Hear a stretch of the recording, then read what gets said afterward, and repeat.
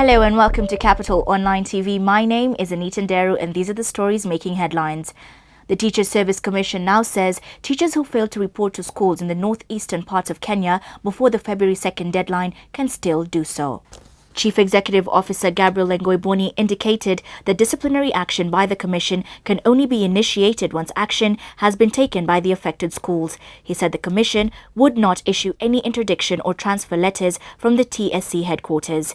He spoke as President Uhuru Kenyatta appealed to teachers across the country to be patient as the government seeks to address their concerns, which include better pay and a conducive working environment. Speaking during the official opening of the 8th African Education International Regional Conference at the KICC, the President pointed out the government's commitment in fulfilling its pledges, but said that it needs to be given more time.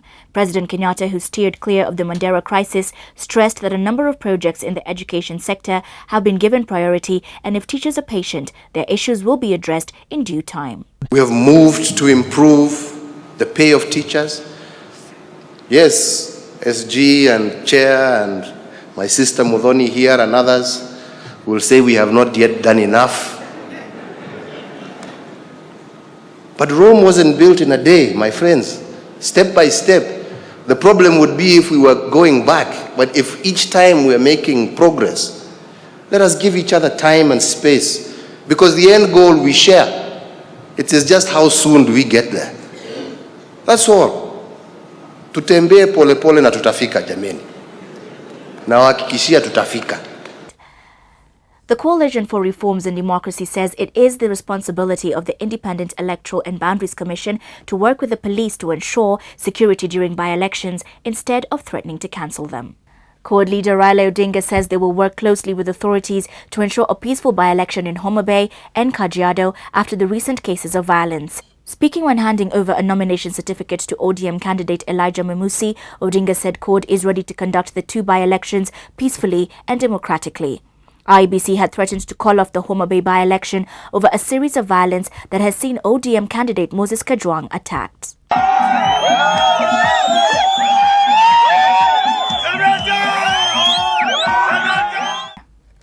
And in other news making headlines, there was a massive fire that broke out at a building next to Nation Center, forcing people to flee from the top floor.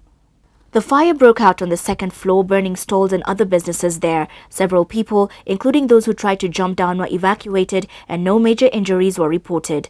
Workers at some of the stalls adjacent to a small food restaurant where the fire originated have told Capital Newsbeat that a gas cylinder that was defectively connected caused the fire. Kijana mwenye alikuwa na gas alikuwa ameitia lakini hakuwa ameitia vizuri because alikuwa amekujaribu mtunga, alikuwa anajua yeye mwenyewe kuiweka, lakini wakati ya kuiweka wakamuita na jamaa fulani akuja msaidie kubeba vitu fulani. So akaiacha mtu mwenye ameenda kuweka hiyo gas aielewe kuiweka, so ikamshika akaiweka, lakini akaiweka opposite. Ile wakati ameiweka opposite ni kama sasa kufungulia hivi, wale kufungulia kwa zile majiko, ndio wakati yenye hiyo moto ikaruka. Kuruka watu wenyewe ni waoga, badala wapige kelele ndio wamekuja kwa madirisha. And in the business news, diaspora remittance inflows increased by 11% in 2014 to 130 billion shillings compared to 118 billion shillings in 2013. According to statistics from the Central Bank of Kenya, inflows from North America accounted for 47.4% of total inflows and increased by 8.5% to 61.9 billion shillings in 2014 compared to 57.1 billion shillings in 2013.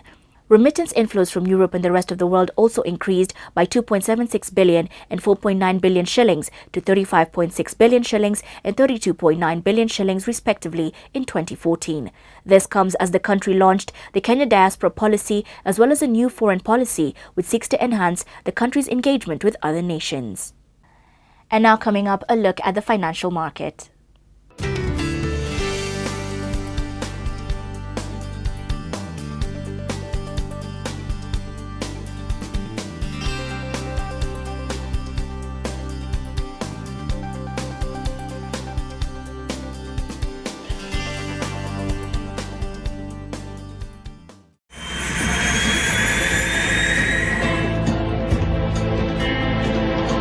No matter where you are, no matter how far, in the event of a medical emergency, Amre Flying Doctors is only a call away. Get a Maisha cover from as low as 1,800 Kenya shillings. To subscribe, call 0706 811 811 now. So cherish life.